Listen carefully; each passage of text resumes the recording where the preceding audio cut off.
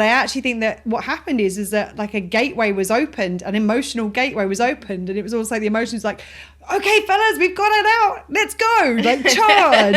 And this is your opportunity. Bundle the door. We don't know when we're going to get another opening, sort of thing. The tears are flowing. Get them all out. Yes, push.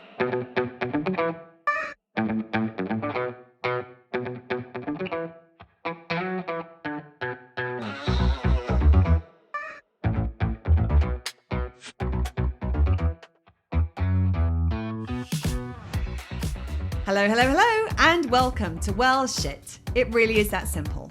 I'm Claire. And I'm Serena. On this podcast, we help you to understand about your 12 universal needs, why they are currently not being well met, how to meet them in ways that work for you, and how to consistently do so in quick, easy, and simple ways that fit seamlessly into your life. We'll also help you to understand how doing so will have a positive ripple effect in literally every area of your life. If you like what you hear, please support us on Patreon. And enjoy the show. Hello. Hey, everyone. So today it's kind of a bit of a weird episode because it immediately, like if you were watching on the vodcast, you'll see that something looks a little different today. A little bit more festive. Which is weird because I think this is going to be going out in April. Yeah. So if you're listening and wondering what the hell is going on because we have Christmas decorations up, it's because it's December where we are right now. And I can imagine how it would seem to be a little bit weird.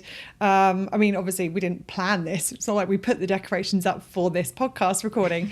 We're not that organised, being quite frank. But I can imagine it would feel like a little bit of a kind of juxtaposition, because most people think about Christmas as being this time of like celebration and joy and blah, blah, blah.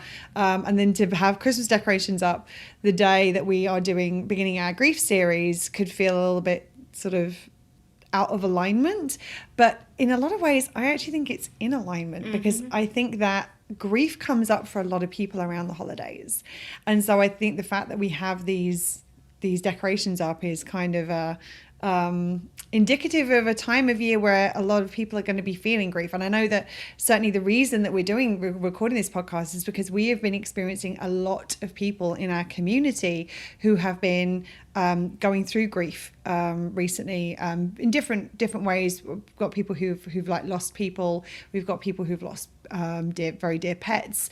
There's lots of different versions of this going on, and I mean that. It's one of the things that we always like to do. We always like to try and do things in response to what you, our listeners, are asking for. And we had a number of people reach out and ask for an episode about grief. And we were like, well, why do an episode when we can do a series?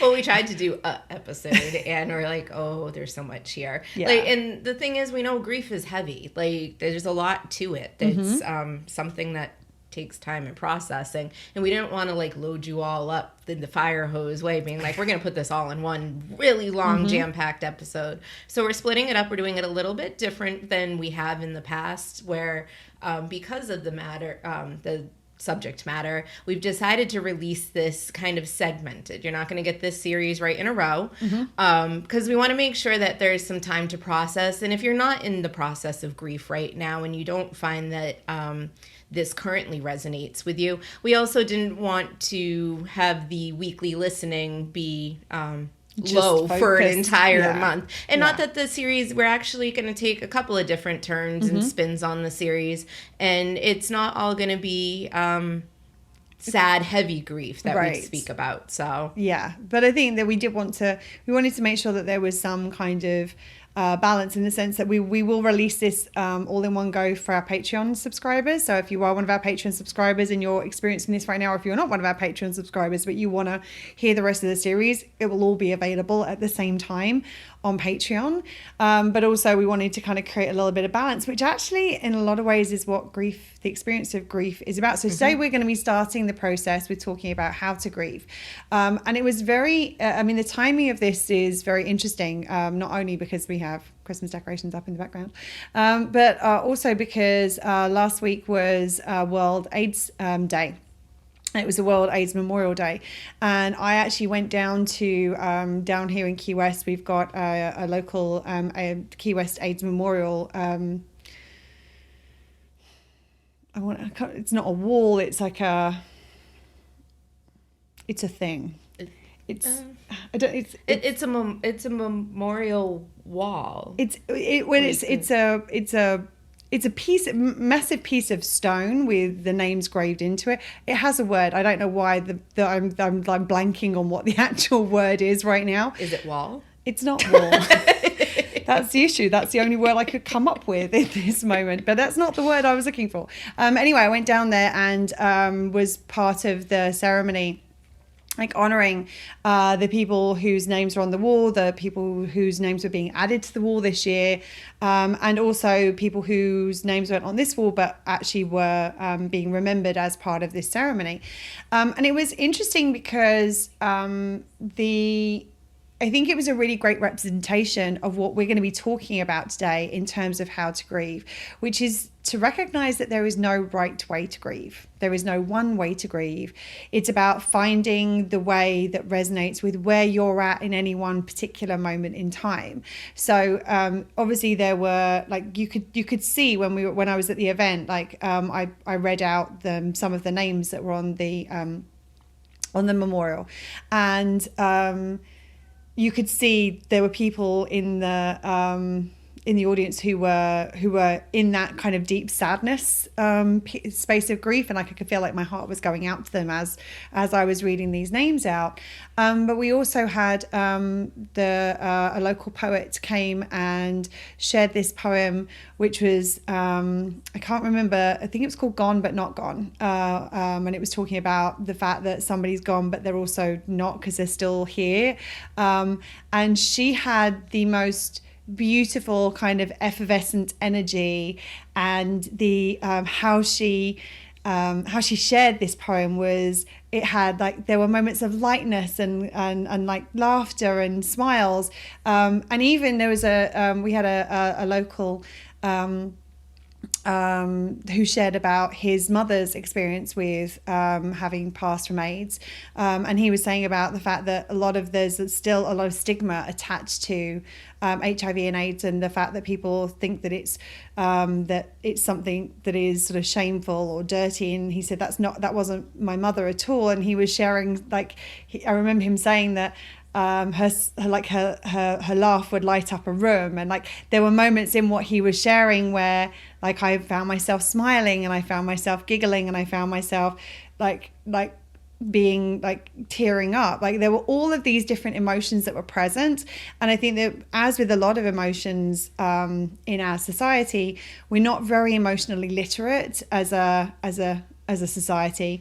And what we do tend to do is we tend to try to distill situations into being one thing or another, so that we know how to feel about it. So it's like, oh, somebody's passed, that's bad, I must be sad, as opposed to recognizing that there are a whole bunch of emotions that are going to come up around this. And one of the things that's really important is to allow yourself to feel all of the feelings that come up around this process.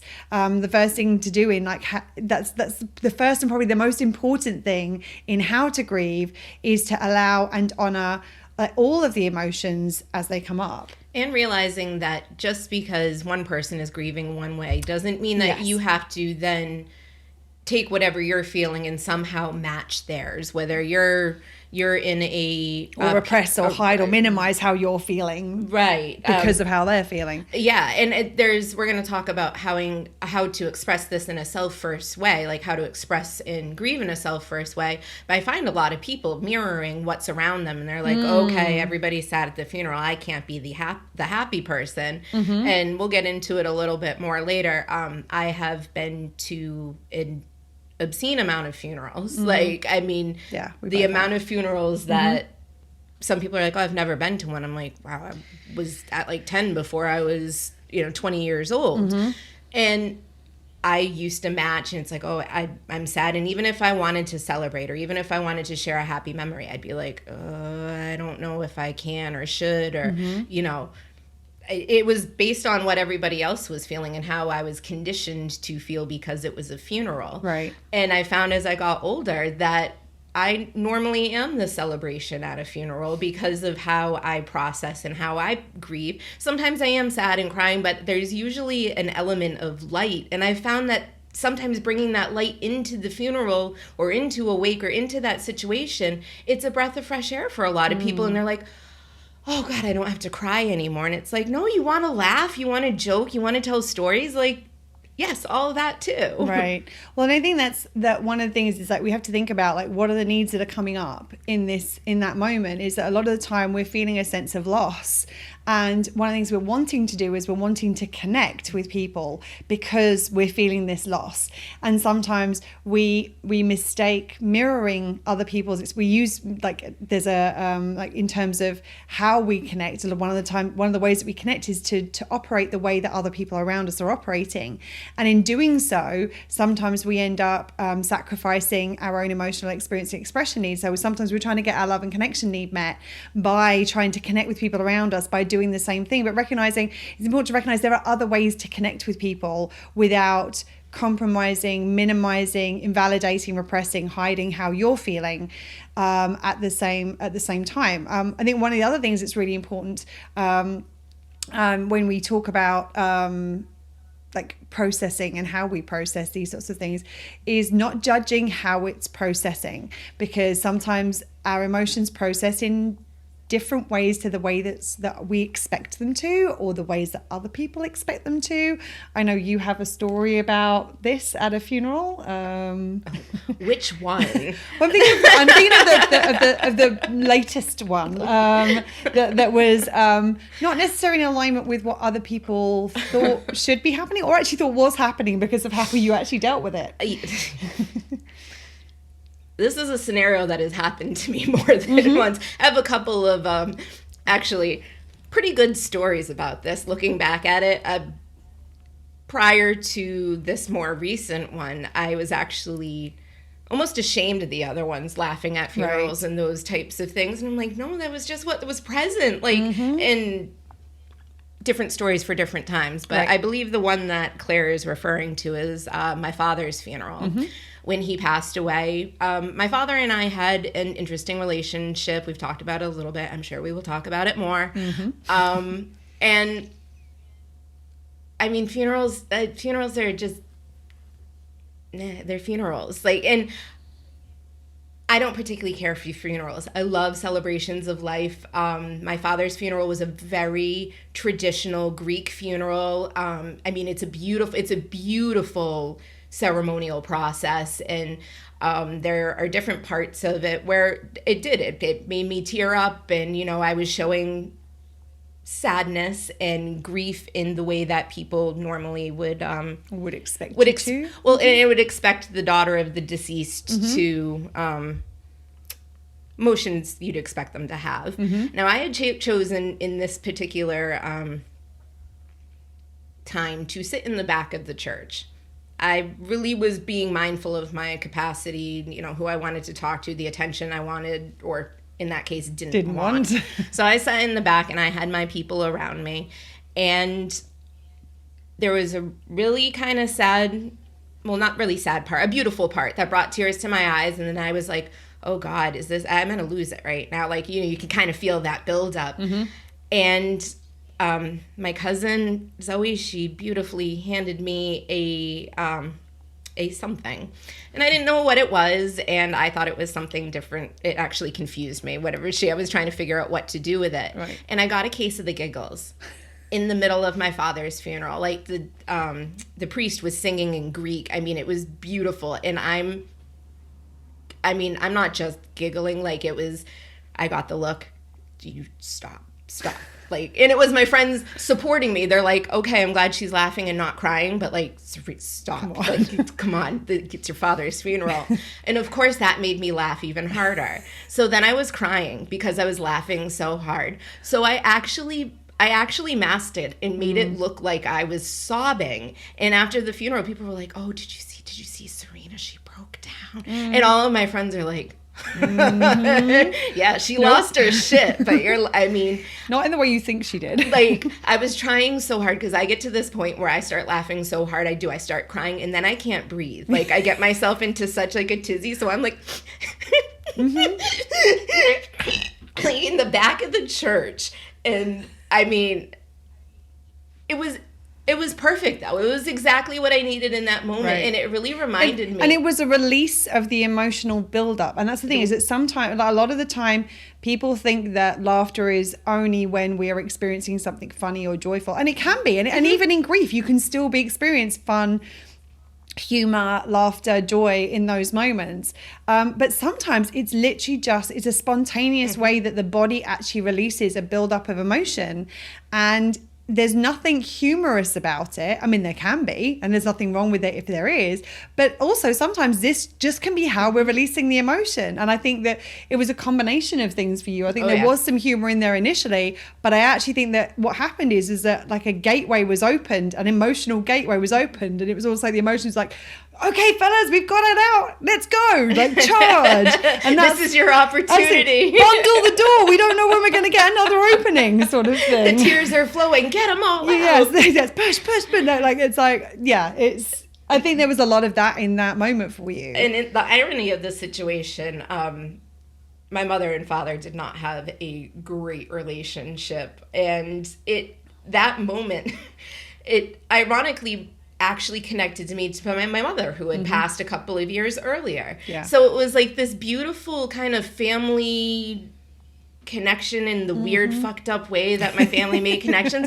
But I was able to, because at that point I was very aware of the needs and going through the program and everything, it really gave me awareness, like, no, this is what I'm feeling. And that memory, as weird and fucked up as people think it is such a happy memory from that day. Like, to be there and to smile and laugh and have joy during that day. Like, I know that's what my father would have wanted, not me in a puddle. And if I was a puddle, that would have been okay. That would have been okay too. Yeah. Like, well, and I think that the masking in that moment was also because you were in that space where you had low capacity, you didn't want a lot of attention. So there was a choice in that moment to do the thing that was going to support your needs. But so you were honoring what you needed in that moment, and you were also honoring what you needed in terms of not getting unnecessary attention from everybody else, because that wouldn't have helped the situation. So it wasn't a repression masking. It was like, okay, I'm going to mindfully do this.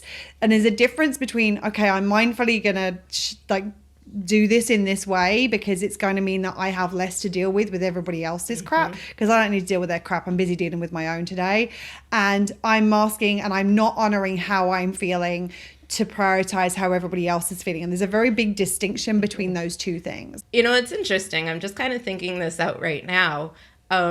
I kind of feel like the masking was the happy medium, because the experience I've had in the past, especially when my mom passed, is I caught a lot of flack for the way that I was grieving and celebrating her life in the light and joy I was trying to bring to such a sad fucking situation. And it was amazing how judgy people were. Like, how can you have this type of joy around your mother's death? And I'm like, fuck you, it's my mother. Like, did you know her? Like, I mean, I'm gonna celebrate her life in a way that feels right at the same time as grieving her death. Like, what is wrong with that? Well, I think the thing is that there's a lot of, and because we have a lot of this kind of judgment in our society, and how we've evolved from people who it was essential to belong to a community for our survival, like going back like gazillion years. I mean, it's not a gazillion. My anthropological knowledge is not up to be able to. I think the correct word is a bajillion. Oh, what? Yeah, with that. Yeah, go with that. We lived in these societies and communities where belonging to the community was essential for our survival, like our food, our water, shelter, protection, all of those things. And there is a evolutionary piece in us which still kind of is hanging on to this need to belong. And because there's so much judgment and othering of people who do things differently, is that we have this kind of biological response inside of us of like, we don't want to be shunned from the crowd. And so when these things happen, there's a lot of this, oh, well, that's not what other people think I should be doing, therefore I should do what they think I should be doing. And the good thing is that we know, because of the process that we've been through with the needs, is that actually the most important thing is to honor yourself and your needs, and the people who mind won't matter, and the people who mind don't matter. Yeah, I think I was trying to, like, mind don't matter. I say it differently. Yeah, I think I say it differently normally. Yes, people who matter won't mind, and people who mind don't matter. Yes. That's how I normally would say Okay, it as well. like, but I was mid-through. Wait, all I can think right now is that, you know, that George W. Bush thing with that, like, shame on you, shame on me, shame on. Do you remember that thing where there was a speech he gave? The phrase is like, shame me once, shame on. Oh yeah, fool me once, shame on you. Fool me twice, shame on me. Mm-hmm. But he completely got lost midway through it, and I was in that same place. So I'm like, I'm midway through this. This is not how I would normally say it, but I'm sure there's a way I can pull it back. You did good. I had trouble connecting those dots. I'm like, what? I'm glad. Me too. I did too. So I'm glad that you called it, and we got the right way round. But that's the thing. Is like the people who really care about you, like they want you to honor you. And the thing about it is that one of the things that's most important in how to grieve is not ignoring what's present, because if you ignore what's present, it doesn't stop it from being there. All it does is it kind of contains it within, and you end up with this like pressure cooker of emotions. What was it? Peas, carrots, and minestrone emotional stew. I think it was anger, judgment, and carrots emotional minestrone, I think, was the episode that Serena is referring to. People are like, what the hell are we talking about? It's like some kind of a cooking word salad thing that's going on. If you haven't listened to that episode, that's a good one to listen to in this context. Yeah. So you don't want to ignore what's present, because by ignoring it, all we're doing is we're building that internal pressure cooker. And it's important for us to be able to allow and express in a self-first way what's present. So when we talk about doing things in a self-first way, we want to express it in the way that resonates with you. And there's lots of different ways of doing that. Laughter is one of them. Crying is one of them. Dancing is one of them. Singing, journaling, talking out with a friend. There's all these different things that allow you to process how you are feeling. And you need to find the one that's right for you. Not just right for you, but right for you in the moment where you're at, because you will go through this. We'll talk about it in a moment, about the fact that healing's not a linear process. And so you want to like allow yourself to be where you're at in that journey and process in the way that is right for where you're at in that journey. I think a lot of people probably hear the pressure cooker thing and they're thinking like the negative emotions create the pressure cooker, the grief, the like all of those things that nobody really wants to deal with. Mm-hmm. If you're suppressing the happy feelings, the celebrations, the urge, I just want to dance. I don't know why I want to dance. It seems so inappropriate. I just want to spin in circles. Spin in fucking circles, because that's your body saying, yeah, spin in circles. That's your body releasing stuff. Like, it doesn't have to necessarily make sense to you. Your body knows what, like, your being knows what you need. Mm-hmm. And there are different components to it. There's that mental, there's the emotional, there's the somatic, which is the physiological, the body. There's the energetic. And we want to honor all of those, not just the ones that we think are important. Like, if it's okay to punch a pillow because you're mad somebody died, then it's okay to do a little boogie, because that's like I'm not. You're happy they were alive, right? Like, I could never see myself, even in my most grief-stricken puddle of a state. Like, I never would have had I did not have the emotion, at least not to this point, to punch a pillow in grief of my mother's passing. But I have danced a whole fuck lot for her, like, just because I felt it. And then it's like I get to experience more of those feelings. I'm like, oh, this feels so good. Oh, I'm getting to celebrate. Or when it's that deep-rooted emotion in that real grief, the crying. And sometimes it's just like, oh, God, how long has that been sitting in there? Yeah, one of the things that's like kind of coming to mind is like the wisdom of Shonda Rhimes. If anyone's watched Grey's Anatomy, like she's got these kind of great moments that kind of parallel what we're saying. There's a I won't, like, no spoiler alert. Don't worry, I'm not going to give anything away. But one of the for a show that's been off the air for Hey, as someone who came late to the Grey's Anatomy party, like I would have been mad if someone had told me some of the stuff I would like that's present, like, and especially with like binge watching show, like the streaming services, like people come to them. The game. Yeah, like they come to a TV show. Like, I mean, I think it was last year. My sister started watching it for the first time, and like, I mean, we're going back a while now from when this first came on. Like, so that's the reason I'm not spoiling. Okay. There was another one. I was watching a TV show the other day, and they kind of gave away a movie that ending, and this is like a classic movie, and I'm like, oh, I know what happens now, because I'd never got around to watching it. Anyway, beside the point. Back to Grey's Anatomy. Very, very early on, one of the main characters dies, and all of his kind of closest friends at his funeral, they're all sat around, and there's this girl who didn't know him who will not stop crying. She's like constantly sobbing, and all of his friends are not in that state, and they're talking about like the funny things about him, and they're at the cemetery and they're laughing in the cemetery, and then this girl who's sobbing walks past and they start laughing even more, because it's so ridiculous that this person who never knew him is sobbing her eyes out, and they, as his closest people, are laughing.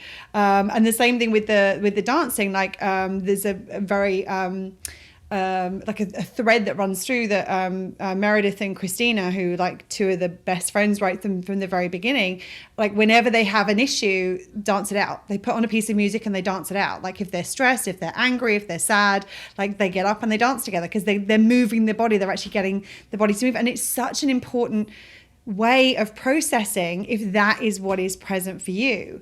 I think the other thing is, and we've kind of covered this, is to allow the bittersweetness, is to allow all the emotions that are present, not just the sad ones.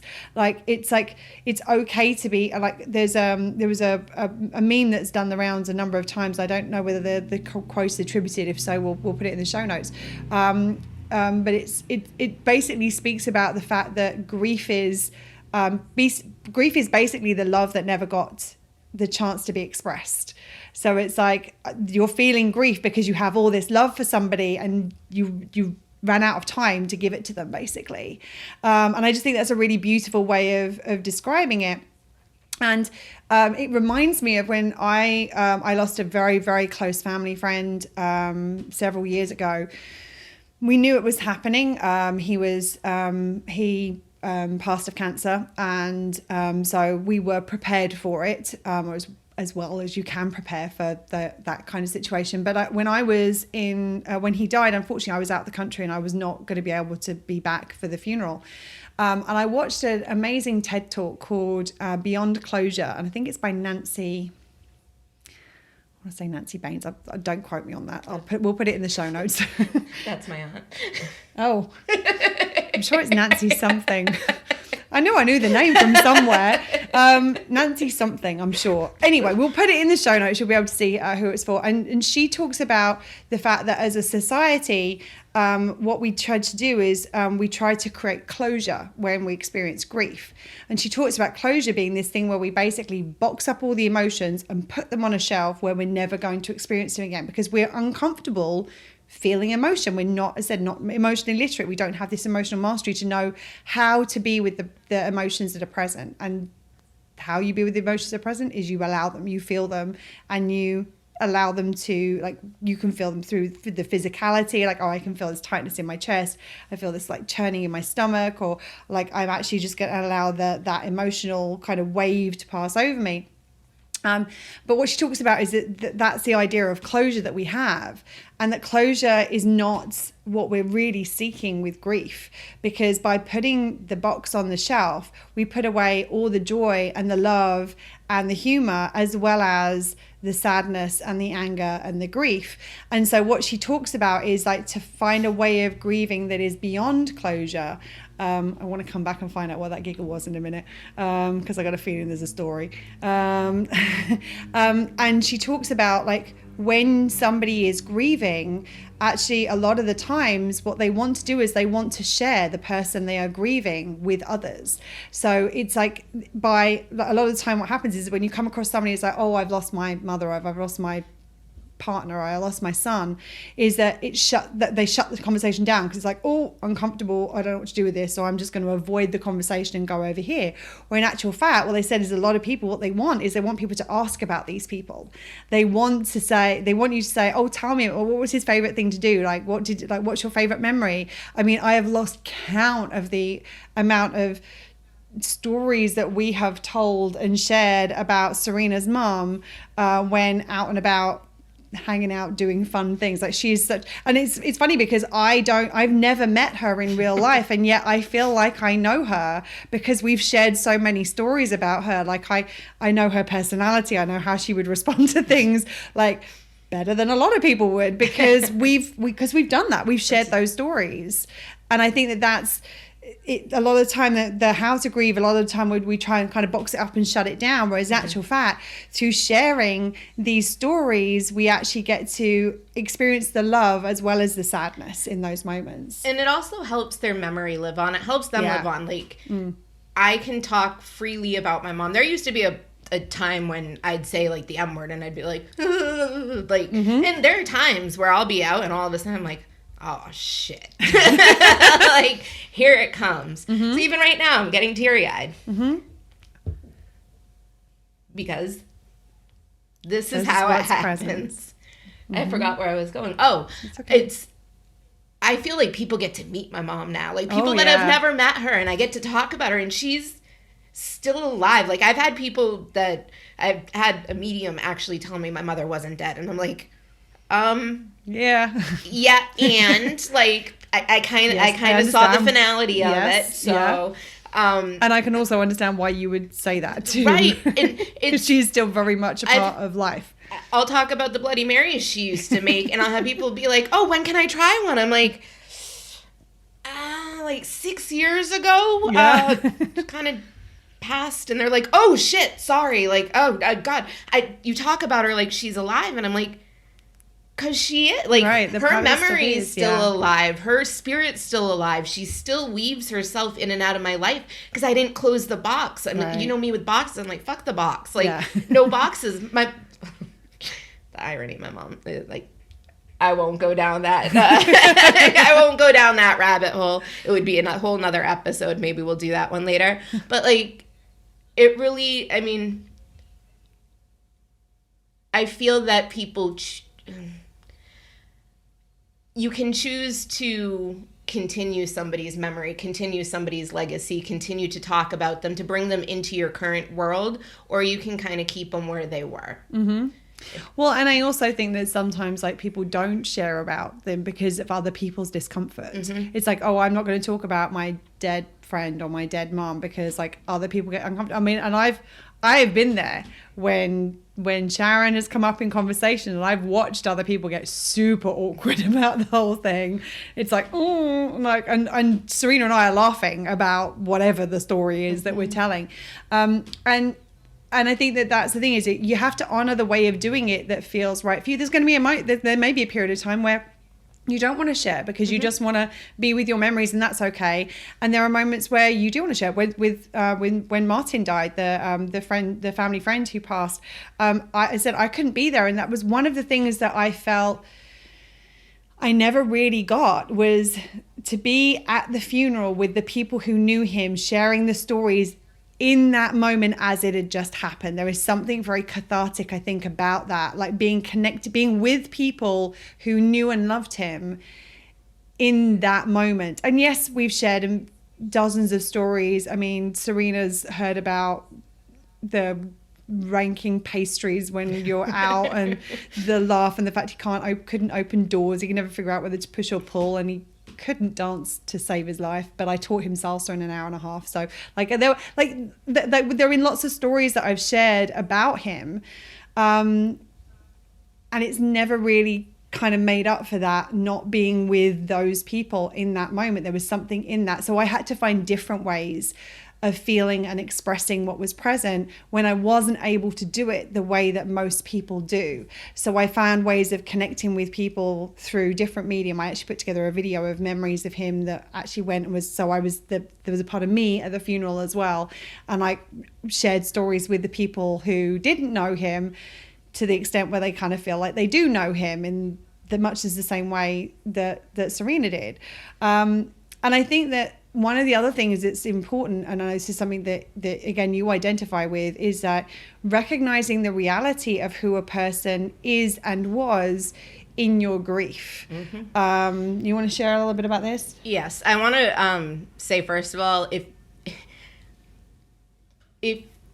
this might not come as welcome information to many people, because there's this kind of unspoken rule, like, or no, it's actually spoken. It's spoken a lot. You can't speak ill of the dead, or something along those lines. Some people were assholes. My father, asshole. Like, he had some serious asshole moments. My mother, serious asshole moments. I love some more than others. Some more than others. Yes. Yes.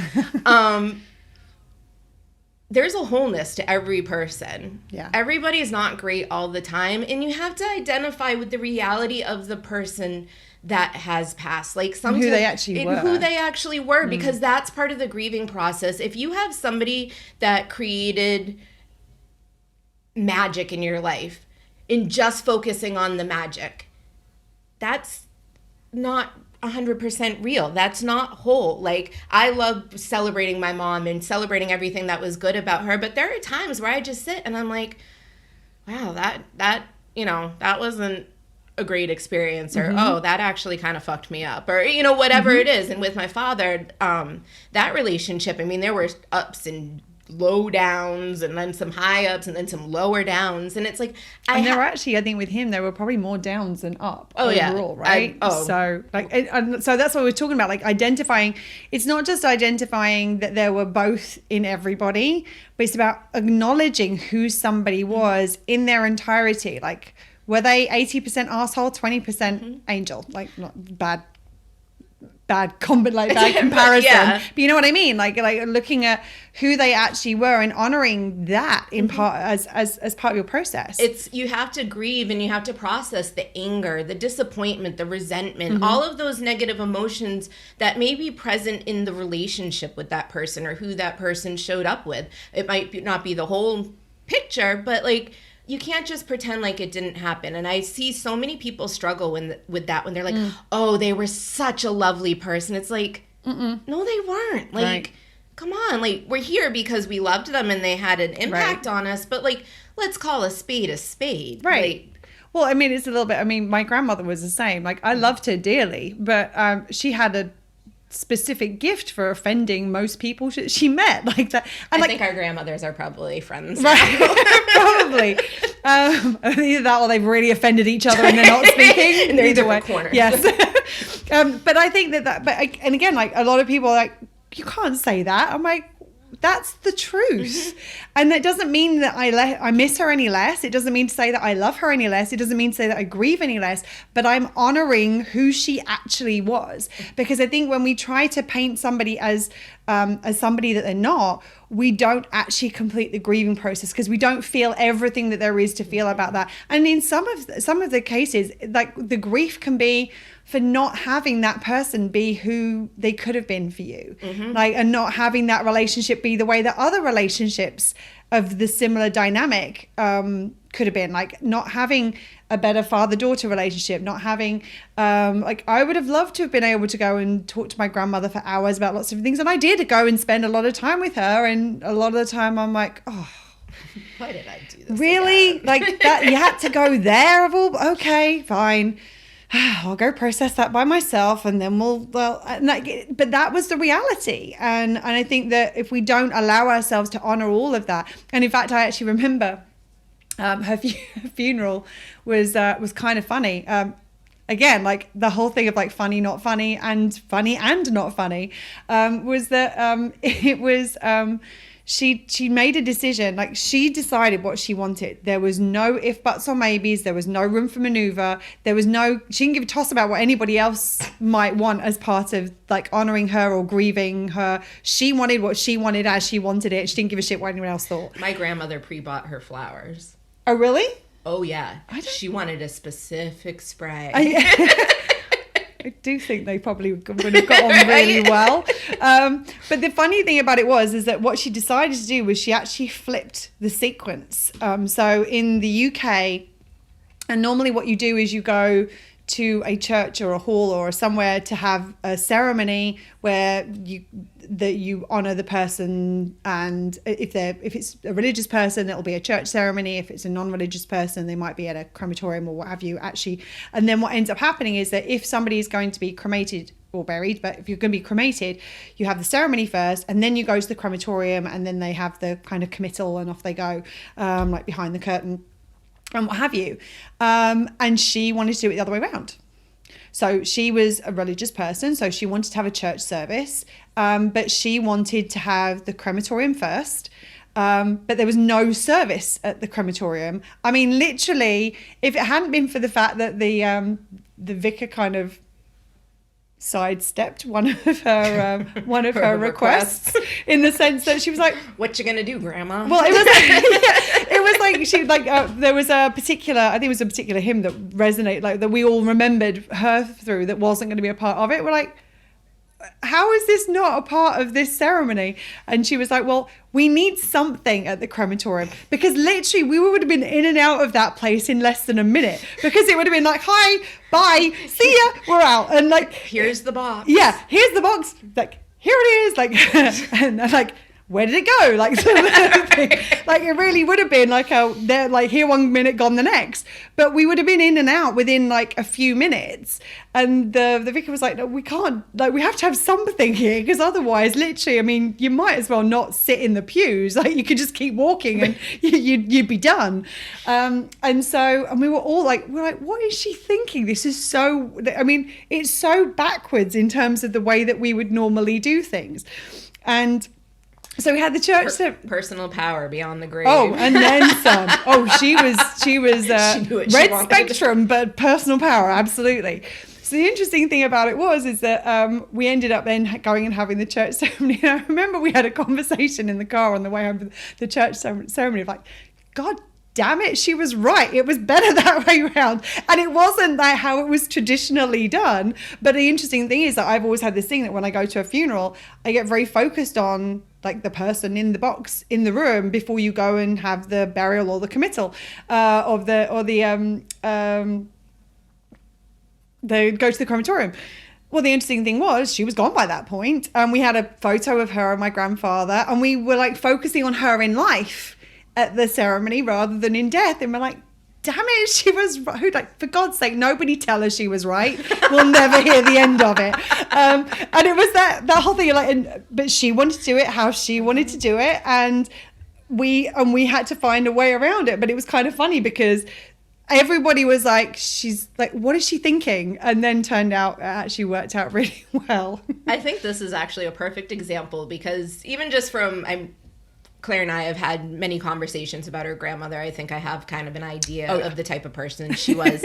But even from just this simple, little story, you can tell she was kind of straight and narrow and rigid. That's the way I was trying not to say it.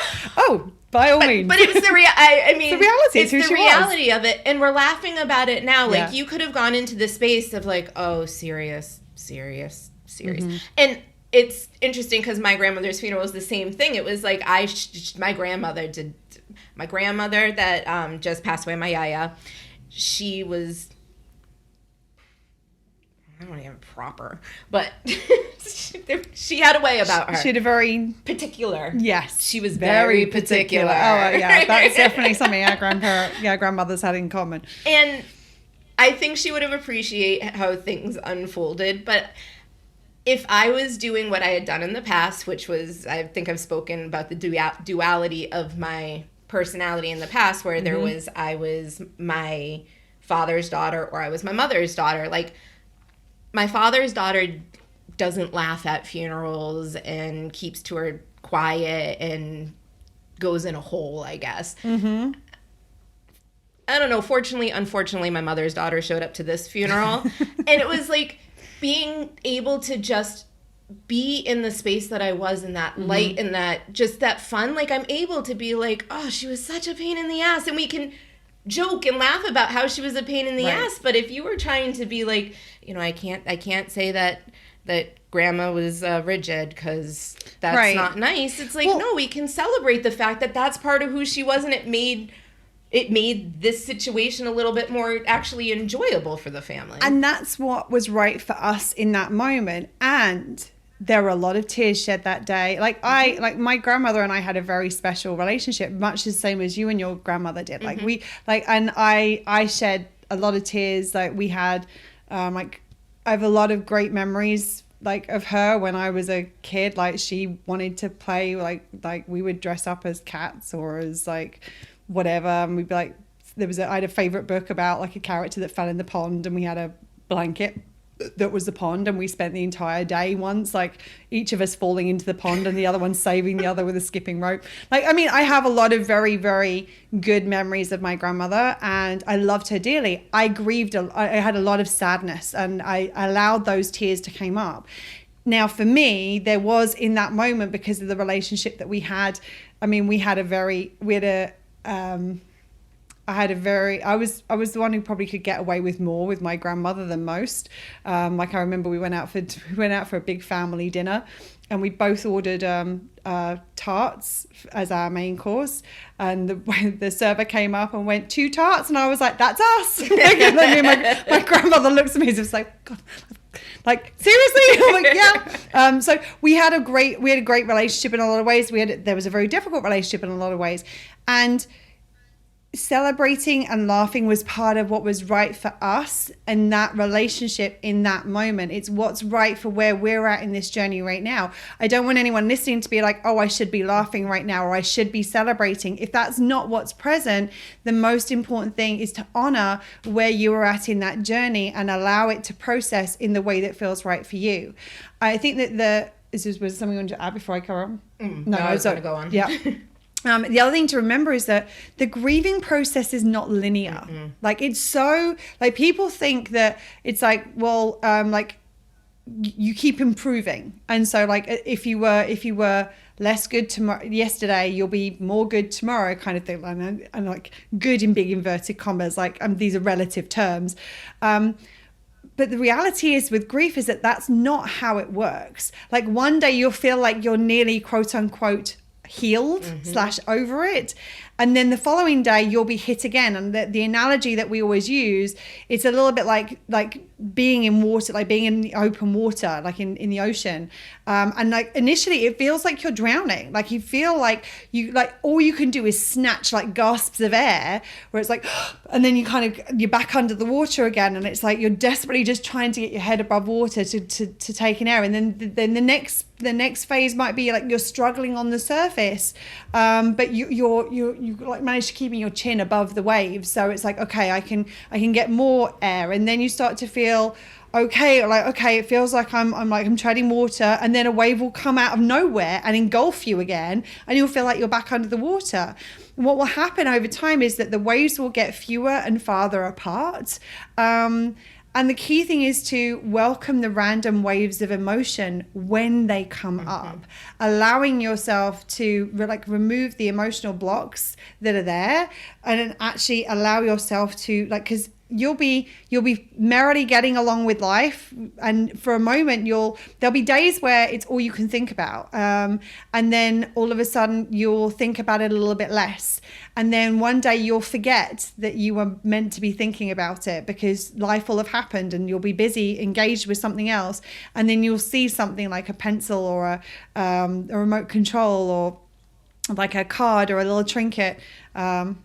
Cheap little trinket. In joke about Serena's mother. And we're just going to leave it at that. We're just going to leave it at that. It's just a fun little in joke. Like, she'll get the joke. And you'll see that. And then the next thing you know, you'll be like in a puddle on the floor again, and you like struggling for air again, and it's like, whoa, where the hell did this come from? And it's okay that it doesn't take a linear form. Like the key thing is to have no expectations of yourself in this process and allow yourself to be wherever you're at in that journey. And processing doesn't end, and that's the thing to remember. Yeah. I mean, as upbeat and positive and celebratory and I want to say happy, but that's like, it doesn't fit the next words coming out of my mouth.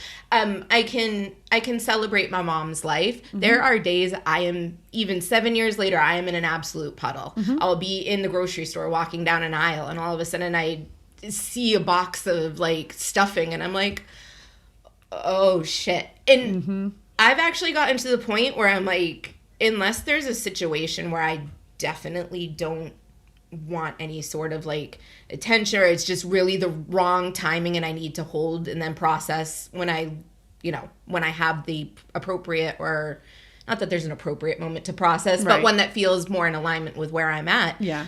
I'll let myself cry in the store. Mm-hmm. Like, as long as I'm not like and I mean, maybe someday there will be a point where you just see me like hugging a box of muffins, like in the middle of the aisle, but like, I'll let myself cry. And sometimes people are like, are you okay? And I'm like, I am okay. Yep. I'm grieving, but I'm okay. Well, I mean, it happened to me when we've shared about this on a previous podcast, when we found out about Serena's skin cancer diagnosis, and I was okay while I was with her. And then the following day, when I'm at the grocery store getting balloons for a surprise birthday party, it hits me about my friend who I lost to skin cancer 20 plus years ago. And I am sobbing in the grocery store. The longest time it took for a server to come and help me to pay for my damn balloons, blow up and pay for my damn balloons, but it felt like an eternity, but I just allowed it to come. I think the other thing that's really important in this process, in terms of the how to grieve, is it's so important to allow yourself to feel it. Mm-hmm. And it takes energy to allow yourself to feel it and to be in that process. It takes your like physical energy, it takes emotional energy, it takes mental energy, it takes energetic energy, all of the energies. And it's important to be able to give yourself, wherever you can in that process, moments of respite, moments to take a break from the recover, like to recover from the grief process for a second. That those moments of respite is that like gasps of air. Like in the moments you're drowning, it's like the moment where you can go before you kind of get engulfed again. And like, it doesn't matter what that looks like, but find ways that you can give yourself a break from the process. So it may be, I went through a deep grieving process when I was in Brazil many years ago, and I would watch something on Netflix that was engaging enough that it would draw my attention. And I'd be in it, I'd be processing it. And I was very, very intentionally like being in it. And then I would go and I would watch one of these shows, because it would give me a break. It would give my mind a break. It would give my heart a break. It would give my energy. It would give me a rest from the processing of it.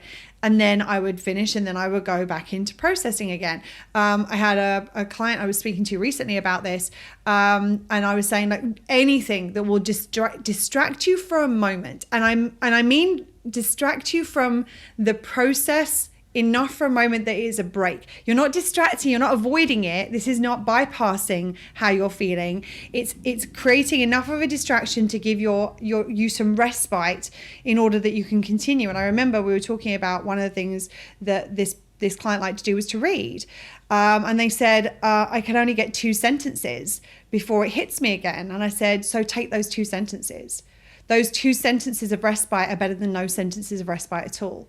And it's like, it doesn't matter. That respite may be 10 seconds. It may be 2 seconds. It might be 30 seconds. Whatever it is, it might be 30 minutes. And it's okay to take that in order that you, it gives you a moment to like gather again and to build a little bit more of your resources to then be able to continue to process without it burning you out. And that's all. And I want to make sure everybody's aware that's the full spectrum of emotions. Right. So even if you're doing things that seem to be kind of fulfilling you, make sure you realize that is taking from you. And that's just in life in general. Like the good, the bad, the hard, the easy, like everything takes you. So make sure you're resting. Right. Well, unless you're resting. Like resting. resting probably doesn't take a huge amount of energy, but even like something I've shared in previous podcasts, like practicing yoga, it nourishes me, but it takes energy to do it. So it's like, where's we go back to the needs formula episode that we talked about in the burning the candle at both ends. Like this is the burning the candle at both ends series. Like it's important to recognize that we are expending energy and what are the things that we can do to replenish. And sometimes that replenish is just taking a break for a moment. You want to share the quote? Sure. I can't see who it's. Oh, it's not by anybody. No, it's not. I thought it was a tweet that was shared. So we don't know who shared this. We don't know who shared this. But we think it is a very appropriate quote for our series today. So it's, "You're going to be fine. You always are. Yes, I will be. But please allow me a moment to express and display my sadness and discomfort. I know it will be better, but I need to also be honest and say my spirit is temporarily heavy and not have to hide that." Mm-hmm. And I think that kind of sums up how to grieve in a really kind of beautiful, succinct little way. And we'll share this quote in the show notes. It's okay to be where you're at. And so many of us feel like we have to hide where we're at because we don't want to be a burden or an inconvenience to other people. And the truth of the matter is that the people who love you, the people who are there for you, they want to be able to support you in those moments. They want to be there for you. And even if that being there for you is just sitting next to you on the couch while you're being a puddle on the floor, like it's okay. Or sitting next to you on the floor while you're being a puddle on the floor. You're not really next to them if you're on the couch. You know what I mean? And it's like, and if you don't have spaces where you can do that, as always, the Nourish Your Needs community on Facebook is a great space that we've had lots of people sharing in there, and they just want to be witnessed. They want to know that they're not alone, and they can share what's present without this kind of fear of it being a burden on anybody else or anything, just to be able to process it. And I think that's one of my favorite things about that space is that people feel comfortable to be able to share their process and not feel alone in doing it, which I think is something that's so important for all of us. Absolutely. So I think the most important like kind of takeaways from today are really just to find your way of grieving, like whatever way resonates with you, and allow yourself to feel it. And then in that it is everything that is present. Allow yourself to feel grateful that you knew this person. Like if somebody has passed and they've had a difficult disease, for example, you can feel grateful that they're no longer in pain. Like that could be a part of that process. You could feel amusement when you remember a funny situation, which like you think, oh yeah, that was them. And you kind of have a little smile and have a little laugh, and you maybe want to share that. Just find a way that resonates with where you're at moment by moment, because as you're going through that kind of being in the water, like different things will be different needs will be up at different parts in that process, and different ways of meeting your needs will support you better depending on where you're at. Like for some people, it's just, I just need to sleep for the first few days. I just need to sleep because I don't have the capacity to feel what is there. And then maybe they might cry for a week, and that's okay. They might cry for a year. Like it doesn't matter, like what, there is no right way of doing this. It's about really honoring yourself and your process as you go through this. And on the other side of it, I want to remind people to try to remember everybody's process is different, and to remove the judgment. Yeah. You had mentioned with the Grey's Anatomy, kind of circling back a little bit, how this person at the funeral that was crying, everybody's like, well, they didn't know the person. I've had that happen to me before where they're like, you didn't even know them. I'm like, how do you know I didn't know them? How do you know they didn't touch my life in some way? Yeah. How do you know, like, you don't? So you don't know what somebody's going through. You don't know what their experience was, what their experience is, what their grieving process is. So just be kind and be open to the fact that you know, people touch people's lives in different ways. Well, it's interesting because the person in question, the person had touched their life in some way, even though they didn't know them. And it may be that this person hasn't touched their life in any way, and it may be that this is the gateway to grieving for somebody that they lost 10 years earlier, that they didn't feel able to grieve or didn't know how to grieve at the time.